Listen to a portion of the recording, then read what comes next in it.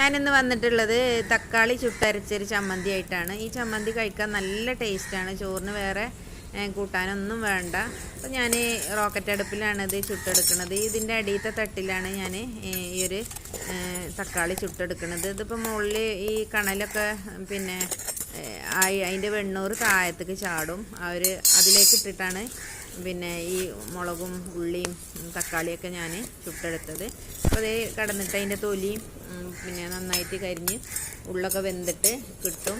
Easy ആയിട്ട് ചുടാൻ പറ്റും. ഇതിൽ കുറേ കണലിൽ കടന്ന് അത് പിന്നെ കരിഞ്ഞു പോകില്ല. കണ്ടോ?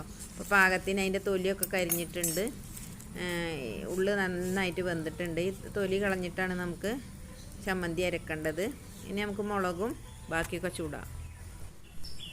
ഇനി അതുപോലെ വറ്റൽമുളകും ആ ഒരു പിന്നെ ചൂടിലേക്ക് ഇട്ട് കൊടുക്കുന്നുണ്ട്. അടിയിൽ വെണ്ണൂറ് ഇങ്ങനെ ചാടിയതാണ്. അപ്പോൾ അതിലേക്ക് ഇട്ടിട്ട് പിന്നെ ഒന്ന് ചൂടട്ടിച്ചെടുത്താൽ പെട്ടെന്ന് ആയി കിട്ടും.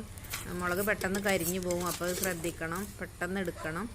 ഞാനൊരു 5 വറ്റൽമുളകാണ് ഞാൻ എടുത്തിട്ടുള്ളത്. അപ്പോൾ അതും ആയിട്ടുണ്ട്. ഇതാ ഞാൻ വെളുത്തുള്ളിയും ചെറിയുള്ളി അതേപോലെ കണലിൽ ചുട്ടെടുത്തിട്ടുണ്ട്. കുറച്ച് കരിവേപ്പും ഉപ്പും കുറച്ച് തേങ്ങയും കൂട്ടിയിട്ടാണ് ഞാൻ ഈ ഒരു ചമ്മന്തി അരച്ചെടുക്കുന്നത്. ആ തേങ്ങ ഒരു പൊടി തേങ്ങയാണ് ഞാൻ എടുത്തിട്ടുള്ളത്. ഒരു അല്പം കൂടി ഉണ്ട്.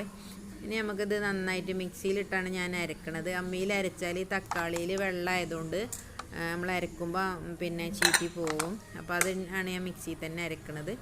ഒരല്പം സുർക്ക ഒഴിച്ച് കൊടുത്തിട്ടുണ്ട്, വിനാഗിരി. അപ്പോൾ നന്നായിട്ട് അരച്ചെടുത്തിട്ടുണ്ട്. നല്ല ടേസ്റ്റാണ് ഈ ഒരു ചമ്മന്തിക്ക് കേട്ടോ. എല്ലാവരും ഒന്ന് ഉണ്ടാക്കി നോക്കുക. അപ്പോൾ എൻ്റെ വീഡിയോ ഇഷ്ടപ്പെട്ടാൽ സബ്സ്ക്രൈബ് ചെയ്യാത്തവർ സബ്സ്ക്രൈബ് ചെയ്യുക, ലൈക്ക് ചെയ്യുക, കമൻറ്റ് ചെയ്യുക. ഇൻഷാ അള്ളാ അടുത്തൊരു വീഡിയോ വീണ്ടും കാണാം. Thank you.